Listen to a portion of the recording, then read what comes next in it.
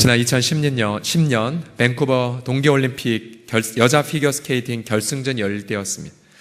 김연아 선수가 라이벌 아사다 마오와의 마지막 경기를 남기고 있었죠. 그날은 수요일이었기에 수요 예배를 먼저 드렸고요. 그날 설교자는 자신의 생에 이렇게 빨리 설교문을 낭독한 줄 몰랐다 라고 말하면서 새 예배를 마치고 끝나자마자 결승전 실황이 예배당에서 중계되었습니다. 아사다 마오의 경기 여러분 기억나십니까? 거의 완벽했기에 점수도 높이 받아서 우리 너무 불리하다 라는 생각을 했는데, 그러나 김연아 선수가 눈빛 하나 흐려지지 않은 채 무결점의 연기를 박수의 갈채 속에 마쳤습니다. 결과는 금메달. 그때 정말 그 우렁찬 함성 소리가 예배당 안에 가득 찼었습니다.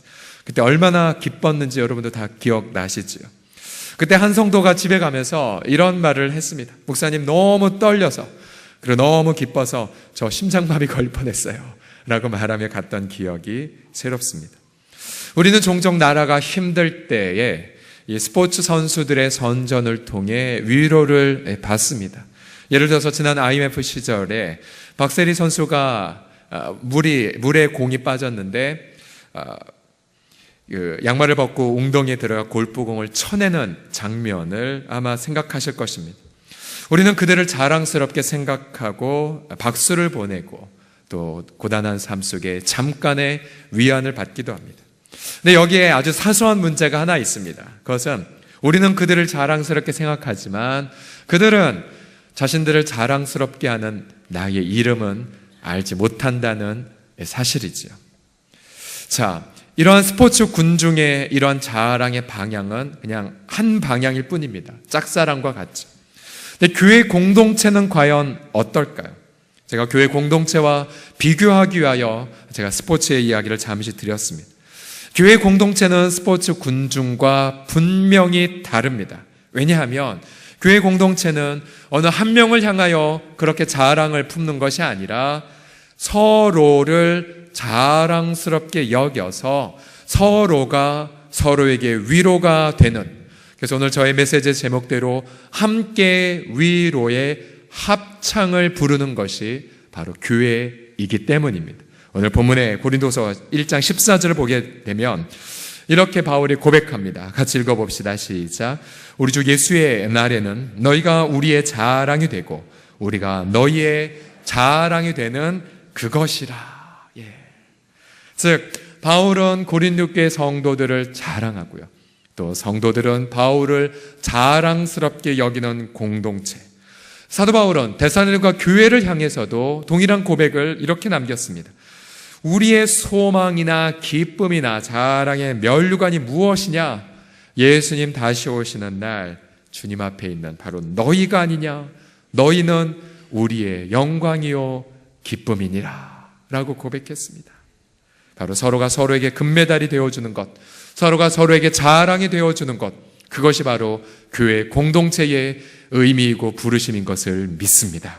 그러하기에 우리가 이 교회 공동체가 서로를 향하여 위로하고 서로를 함께 자랑하게 여기게 될 때에, 그때 우리는 세상 사람들에게 비로소 교회가 위로가 되고 자랑이 됨을 발견하게 되죠.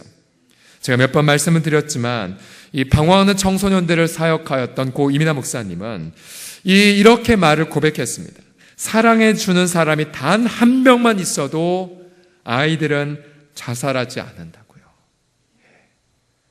즉 누군가 이 고통 어린 세상 속에서 단 한 사람이 그를 응원해주고 그를 자랑스럽게 여기고 또 그를 위해 눈물로 기도한다면, 단 한 명의 사랑하는 사람 때문에 그 사람은 스스로를 파멸해 자신을 던지지 않는다는 사실이죠.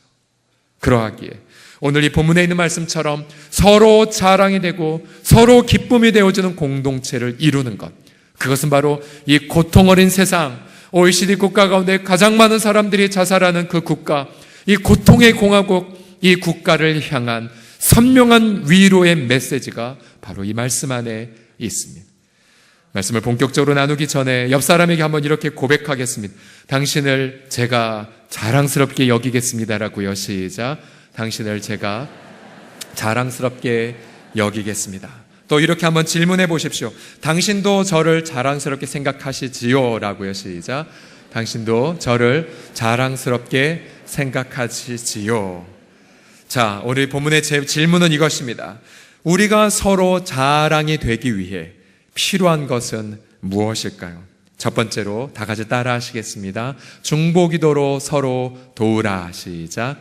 중보기도로 서로 도우라. 11절을 보시면 너희도 우리를 위하여 간구함으로 도우라. 이는 우리가 많은 사람의 기도로 얻은 은사. 즉 기도로 무엇이 임하냐면 은사. 여기서 말하는 은사는 무엇이냐면 은혜의 선물, 예수님의 십자가와 부활로 말미암아 부어지는 선물, 축복을 말합니다.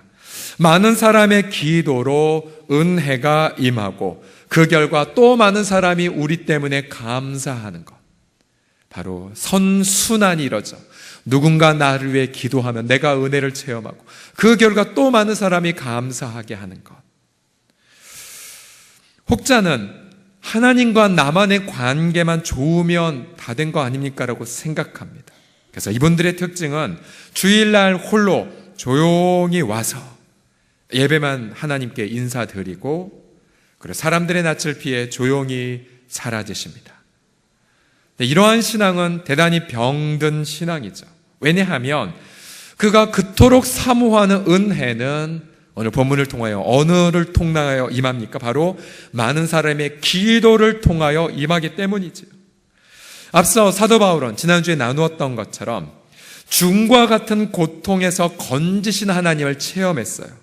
10절을 보시면 하나님이 자신들을 구했고 또 구할 것이며 또 구할 것을 확신한다고 말했습니다. 그러나 이러한 10절의 고백은 바로 11절에서 이렇게 이어집니다. 너희도 우리를 위하여 간구함으로 뭐하라고요? 도우랍니다. 도우래요. 너희도 도우라. 만일 바울이 하나님의 도움으로만 충분했다면 이러한 부탁은 하지 않았을 것입니다. 그러나 사도 바울은 하나님의 그 돌보심의 은혜가 바로 성도들의 기도를 통하여 임한다는 것을 깨닫고 체험해 왔기 때문에 바울은 성도들에게 담대하게 부탁합니다. 우리도 도와줘. 너희들의 기도를 통하여. 그래서 이 부활하신 영광의 주님을 직접 대면하였던 바울조차도 그의 서신서를 보면 곳곳에서 나를 위하여 기도해 주세요. 내가 설교를 위해서 기도해 주시고 내가 복음을 전할 때 기도해 주시고 악한 자에게서 나를 건지도록 기도하라고 기도의 부탁이 얼마나 많이 등장되는지 모릅니다. 바울과 같은 이도 옆에 있는 지체들의 기도 부탁을 했었다면 저와 여러분은 우리 사랑하는 지체들에게 얼마나 더 많은 기도를 부탁해야 될까요? 제가 가끔 새벽 기도의 시간에 너무 피곤해서 제가 육체 밖에 있는지 육체 안에 있는지 모른 채 비몽사몽간에 몸을 끌고 그냥 앉힌 적이 있어요. 그렇게 정말 피곤하게 했는데 우리 설교자들이 부목사님들이 꼭 기도의 마무리 이렇게 하잖아요. 우리 담임 목사님의 가정과 목회 사역을 위해서 기도해 주십시오. 저는 그 기도 제목, 그 이야기를 들을 때마다 졸다가도 정신이 번쩍 깨어납니다. 그러면서 나는 이렇게 피곤해 있어도 누군가는 나를 위해 이렇게 기도한다니. 그러면서 더 자야겠다 이런 것이 아니라 더 깨어서 기도하게끔. 어떤 면에서는 저는 정말 행복의 자리에 놓여 있습니다. 제가 우리 성도들 가정을 신방하거나 만날 때에 반드시 체크하는 것이 있어요. 그것은 이 안타까운 가정을 위하여 누가 기도하는가, 어느 가정이 눈물을 흘리며 기도하는가에 대한 것입니다. 만약 그가 자신을 위해 기도하는 건강한 가정들에게 둘러싸여 있다면 그 기도 제목 때문에 마음은 아프지만 한편으로 마음이 놓이게 돼요. 만약 자신의 기도 제목을 성도들과 함께 나누는 것이 주저된다면 여러분 여기에 이 중보 기도함을 사용하십시오. 만약 여기에 자신의 기도 제목을 우리 곳곳에 지금 이 기도함이 있죠. 기도함을 자신의 이 이름을 넣어서 여기 넣는다면 우리가 정말로 자기가 노출되길 원치 않는다면 이름도 빼세요. 그리고 자세한 기도 정보보다 하나님이 다 하시니까 기도 제목 속에 담긴 눈물만 요약해서 적으십시오. 그러면 우리 중보기도 팀이 이 기도를 수고해서 우리 2개의 기도실이 저 아론과 훌실이 지하 1층에 있습니다. 그러면 주중에 거의 적어도 몇십 시간, 한 80여 시간 이상 넘게 내 기도 제목이 예수님의 이름으로 하늘에 올라가요. 누군가 나를 위해 기도하게 되면 하나님의 은혜가 임하게 되고, 하나님의 은혜가 임하게 되면 잃어버렸던 감사가 회복됩니다. 감사가 회복될 때에 우리는 고통 많은 세상 속에서 하늘의 위로를 만끽하면서 우리도 성도들과 더불어 위로의 합창을 함께 부를 수가 있습니다. 저는 저와 여러분 모두가 누군가를 위해 기도하고 누군가에게 기도를 받음으로 하나님의 그 위로를 만끽하는 우리 모든 기도의 공동체가 되기를 예수님의 이름으로 축복합니다. 다시 한번 옆 사람 보며 고백합시다. 저를 위해 기도해 주실 거지요? 라고요. 시작. 저를 위해 기도해 주실 거지요. 네. 두 번째로 우리가 서로 자랑이 되기 위해 필요한 것은 무엇이냐면 진실함으로 서로 교제하라입니다. 함께 따라해 주십시오. 진실함으로 서로 교제하라. 시작. 진실함으로 서로 교제하라. 12절을 보시게 되면 사도 바울의 또 다른 자랑이 있습니다. 우리가 세상에서 특별히 너희에 대하여 하나님의 그 거룩함, 원래 원문에 따르면 순전함이 맞는 표현인데요. 하나님의 순전함과 진실함으로 행했다. 육체의 지혜로 하지 않고 하나님의 은혜로 행함은 우리 양심이 증언하는 바니 이것이 우리의 자랑이다 라고 고백합니다. 바울 일행은 하나님의 은혜 때문에 육신의 정욕대로 살지 않았고 무엇보다 그 성도들 향해 정말로 진실함을 투명한 양심의 고백과 함께 그 성도들을 대했다고 고백해요. 이러한 고백에는 배경이 있습니다. 다음 기회에 함께 나누겠지만 바울이 본래 고린도 교회를 방문하고자 했는데 하나님의 인도하심으로 그 방문을 연기했습니다. 그러면서 그 결정은 경솔한 결정이 아니라 바로 하나님의 인도하심이었 때문이었다라고 고백하는 그것을 배경으로 갖고 있습니다. 바울이 이렇게 성도들을 대할 때 진실하게 대했던 강렬한 이유가 있습니다. 그것은 사도 바울이 하나님에게서 먼저 진실함으로 그렇게 하나님이 바울을 대했던 것을 경험했기 때문입니다. 20절 말씀을 보시게 되면 바울이 경험했던 하나님의 진실함이 여기 기록되어 있습니다. 하나님의 약속은 얼마든지 그리스도 안에서 예가 되니, 즉 하나님 말씀대로 이루신다는 겁니다. 그런즉 우리도 그로 말미암아 우리가 아멘하여 하나님께 영광을 돌리게 된다라고 고백합니다. 바울은 하나님의 그 약속대로 그리스도께서 오셔서 우리 죄를 위해 죽으신 것을 경험했습니다. 또 바울은 하나님의 언약대로 그리스도께서 죽은 자 가운데 다시 부활하신 것을 체험했습니다. 바울은 하나님의 그 말씀대로 성령이 부어져서 교회가 탄생하는 것을 보았습니다. 그래서 바울은 하나님의 진실함을 체험했기 때문에 성도들을 향해서도 진실하게 대할 수가 있었던 것이죠. 우리 사랑하는 성도들이요, 세상살이가 힘든 이유가 무엇입니까?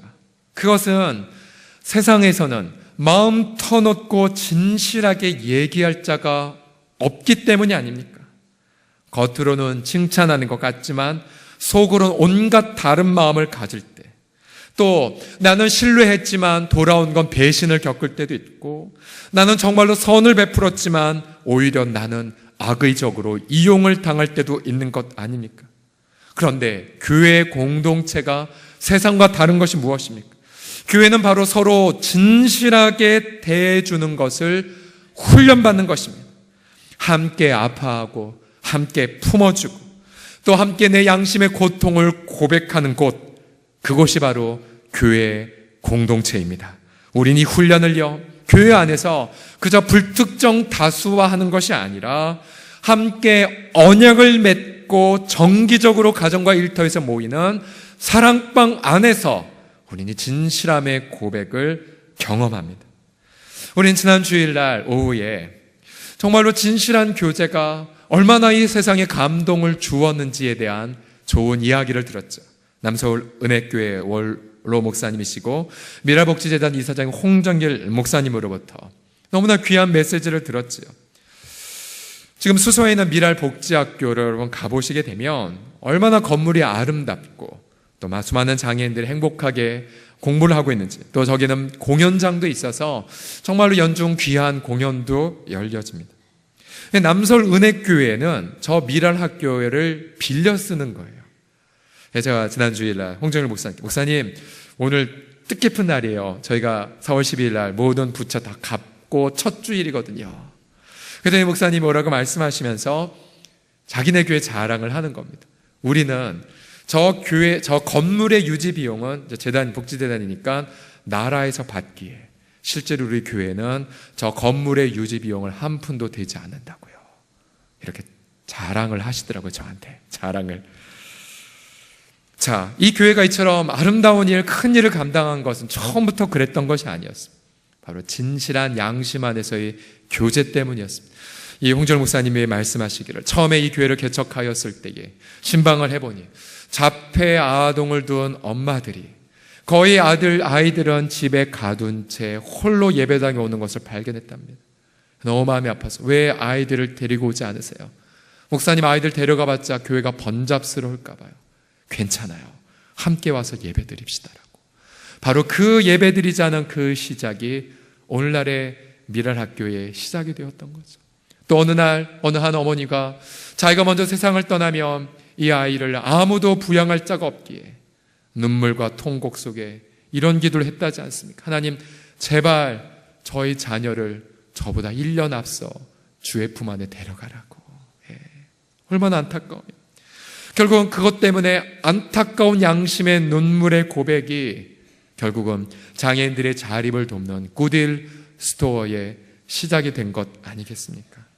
그러고 보면 우리 교회 공동체는요 정말로 큰 하나님의 일을 하기 전에 이처럼 진실한 교제, 정말 함께 아파하는 고백, 함께 나의 마음의 양심을 드러내는 그 고백들, 그 교제가 먼저 회복이 되는 것을 볼 수가 있습니다.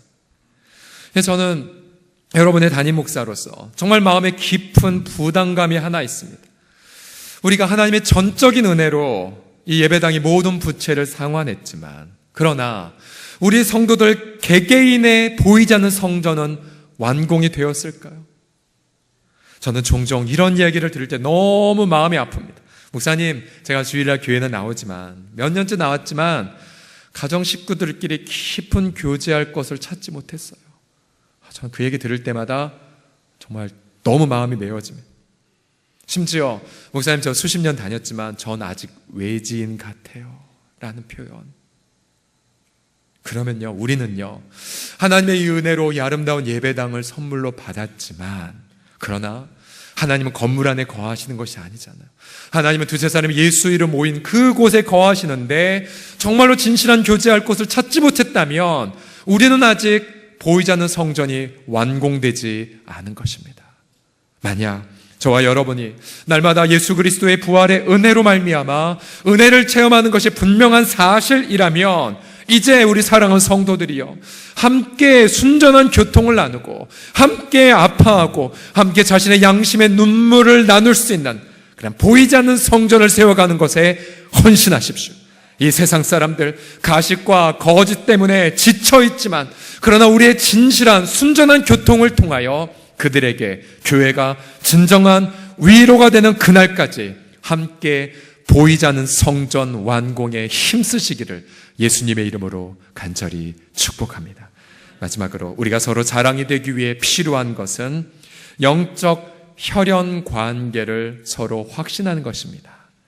이 고린도후서는 마치 한 편의 연애 편지 같아요.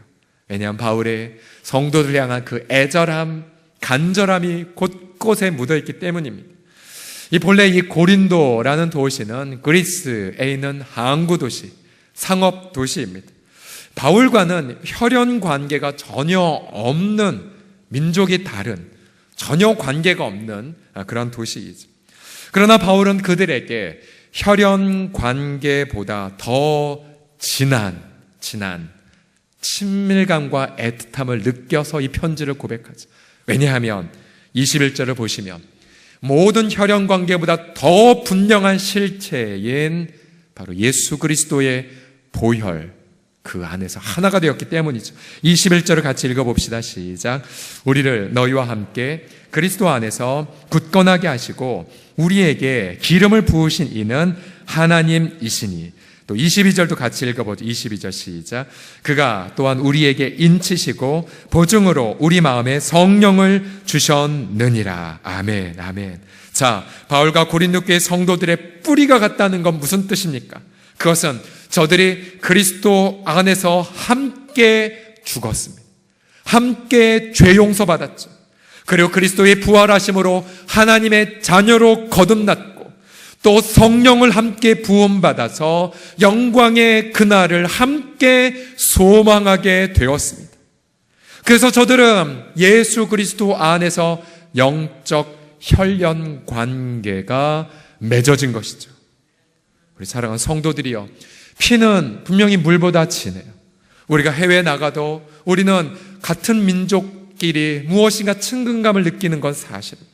그러나 그 피보다 더 진한 것은 예수님의 보혈임을 믿습니다. 그러게 우리 교회에서는요, 같은 고향 모임이 필요가 없습니다. 같은 동문 모임도 필요가 없습니다. 왜냐하면 우리 모두는 예수님의 십자가로 함께 죽고 함께 다시 부활했기 때문입니다. 우리의 심장 속에는 바로 예수님의 피가 함께 흐르고 있기 때문이죠. 그 세상은 혈연관계를 찾지만 우리 교회는 영적 혈연관계만을 추구합니다. 세상은 저마다 다른 것 때문에 분열하고 갈등하며 서로 공격하지만 교회만은 세상의 갈등과 분열이 예수의 보혈로 치유되고 위로받는 곳. 그래서 교회야말로 혈연을 넘어 사랑으로 하나 된 입양 가정 공동체를 세울 수가 있고요. 저는 기도합니다. 우리 공동체 안에 정말 20가정 이상의 입양 가정 공동체가 세우기를. 그래서 정말로 혈연보다 더 진한 예수 그리스도의 보혈로 하나 된 가정의 그 행복의 가치가 무엇인지를 입증하려고 합니다. 또한 교회만이 미혼모 가정과 동행할 수 있고 교회만이 다문화 가정을 섬길 수가 있으며 또 교회만이 이 땅에서 멸시받고 소외되는 외국인 노동자들을 가족처럼 대할 수 있고 교회만이 장애인들과 함께 가족으로 동행할 수가 있습니다. 옆사람 보며 고백합시다. 당신과 나의 혈액형은 같습니다. 라고요. 시작. 당신과 나의 혈액형은 같습니다. 지난주 토요일 우리 섬기민들과 부섬기민들 약 130여 명이 국내 성지순례를 두 번째로 다녀왔습니다. 3.1운동 당시 23명이 순국한 예배당 안에 갇혀서 방화로, 일본의 방화로 또 총으로 순국한 제암리교회 그 순국기념관과 또 유관순 열사의 모교회인 천안의 매봉교회를 방문했습니다. 근데 제암리교회 앞마당에서 참 흥미로운 동상 하나를 보았습니다. 손에는 카메라를 들었고 또 뒤에는 자전거가 이렇게 비스듬히 놓여 있죠. 이분이 누구이냐면 3.1운동 때에 일제의 만행을 묻혀버릴 것 같은 이 비극의 뉴스를 전 세계에 알려서 일본의 이 폭군적인 만행의 정치를 20년대 문화 정치로 바꾸는 데에 결정적인 영향을 끼친 바로 프랭크 스코필드 선교사의 동상입니다.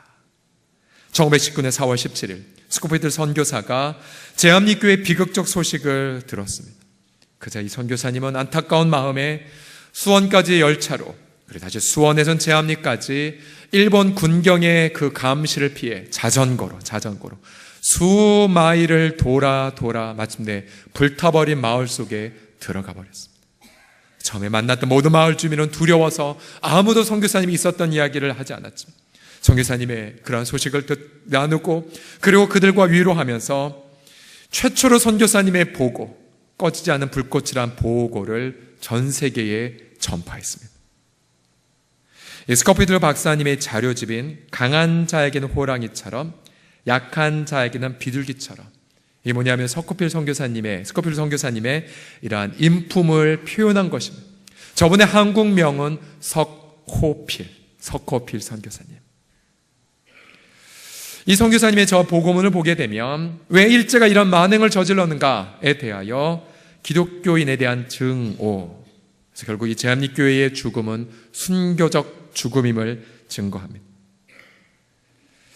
그는 또한 만세운동으로 서대문 형무소에 수감된 유관순 열사 등을 방문했고요. 그러면서 이 계속되는 일제의 감시와 암살, 미수 등으로 결국 안타깝게 반강제로 캐나다로 귀국하게 이르렀습니다. 그러나 선교사는 캐나다에서도 국제 언론에 이 한국에서 일본의 만행에 대한 기고를 계속해서 했고요.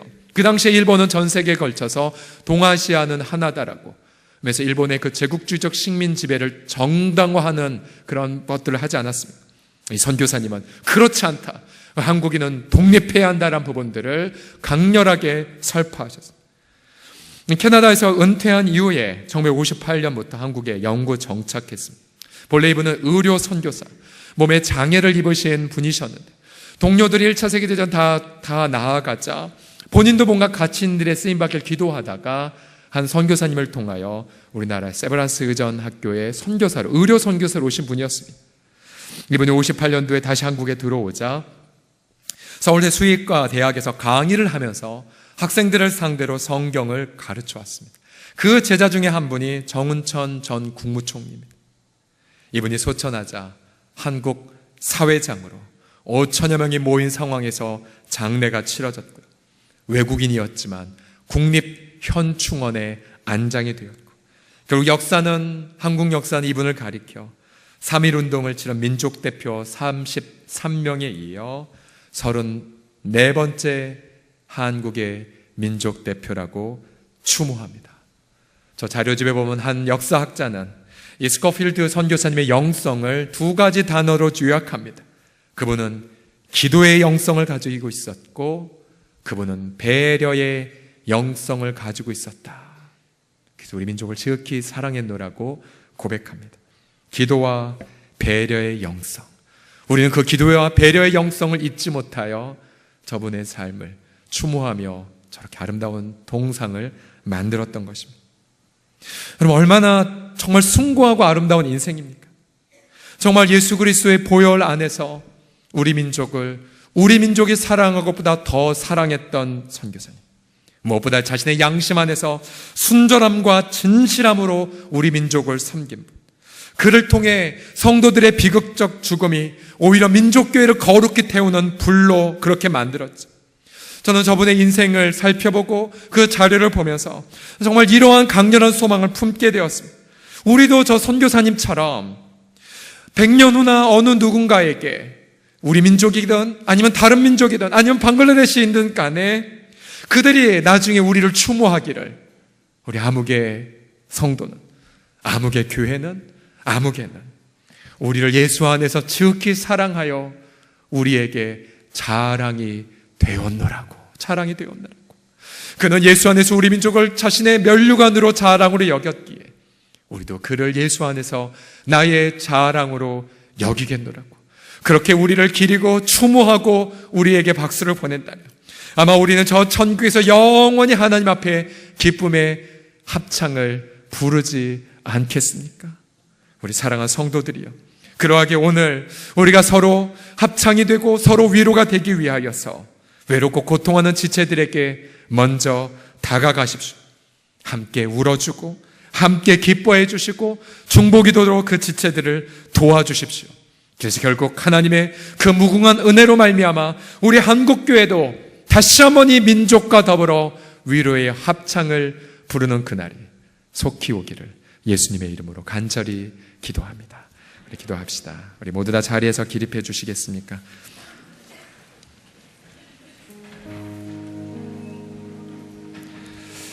오늘 이 시간 특별히 옆에 있는 분과 손을 붙잡을 수 있다면 손을 꽉 붙잡아 주시겠어요? 옆에 있는 지체들과 더불어. 그러면서 기도하기에 앞서서 이렇게 고백하겠습니다. 당신은 나의 면류관입니다 라고요. 시작. 당신은 나의 면류관입니다. 또 이렇게 고백합시다. 당신의 기도를 통해 제가 은혜를 체험합니다 라고. 시작. 당신의 기도를 통해 제가 은혜를 체험합니다. 우리 같이 시간 기도하죠. 하나님, 우리 손붙잡은 우리 사랑하는 지체의 온기처럼 하나님 성령의 따스한 그 위로가 날마다 우리의 기도와 진실한 교제와 또 정말로 삶을 당한 아름다운 헌신을 통해 임할 수 있도록 함께 시간 동성으로 서로를 위하여 축복하며 중보하겠습니다. 기도합시다. 살아계신 아버지 하나님, 주 예수여 간절히 기도하며 사모합니다. 위로자로 기쁨의 면류관으로 주님 우리를 불러주셨사오니 하나님, 우리가 서로에게 정말 사랑의 지체가 되어주고 우리가 서로를 향하여 사랑의 메신저가 되어지며 위로의 통로가 되어지며 우리 아버지 하나님이여 정말 진실함과 순전함 우리 모든 마음을 다 오픈하며 우리 주 아버지 앞에 바치며, 그래서 아버지 우리를 통하여 하나님의 그 넘치는 은혜가 임하고 또 아버지 하나님이여 울고 있는 자들과 함께 울어주고 아파하는 자들과 함께 애통하여 주고 정말 하나님의 그 사랑 성령으로 말미암아 우리 마음에 가득히 부어지는 그 기쁨의 감격, 아버지 그 위로의 노래를 함께 불러주는 아름다운 사랑의 공동체가 되어지도록 함께하여 주시옵소서. 더 나아가 이러한 고백을 드립시다. 이 땅 가운데 이 사회 속에서 여러 가지 그러한 차별과 또 소외를 경험하며 고통하는 많은 사회적 약자들, 우리 외국인 노동자들, 또 힘겹게 엄마의 책무를 감당하며 힘겹게 살아간 우리 미혼모 가정들, 또 우리 보육원에 있는 아이들, 부모를 잃어버린 아이들, 재앙을 겪은 아이들, 또 우리 장애인들, 우리가 그들을 동정하는 것이 아니라 예수 안에서 우리도 한 가족이 되었음을 고백하며 하나님, 우리도 그들의 가족이 되게 해주십시오. 한국교회가 이 사회적 약자들에게 진정한 가족이 되게 하여 주시옵소서. 함께 동성으로 기도합시다. 아버지 하나님이여 기도합니다. 간구합니다. 하나님 아버지여, 우리 마음의 이 결심을 흠양하여 주셔서 아버지 하나님, 우리가 정말 아버지 하나님 앞에 받으시는 경건은 정말 아버지 하나님 환난 중에 있는 자들을 돌아보고 고아와 과부를 아버지 하나님이여 돌보는 것이라고 말씀하지 아니하셨나이까.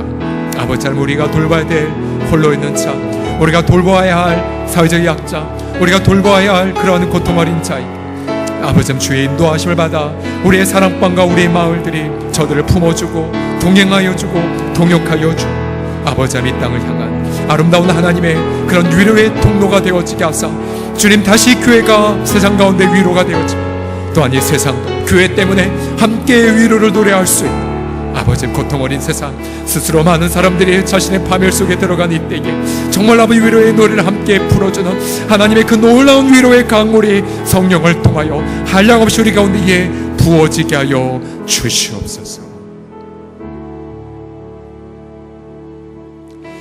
여전히 우리 가운데에서도 외로움과 절망으로 고통 아래 속에 있는 우리 성도들이 있나이다.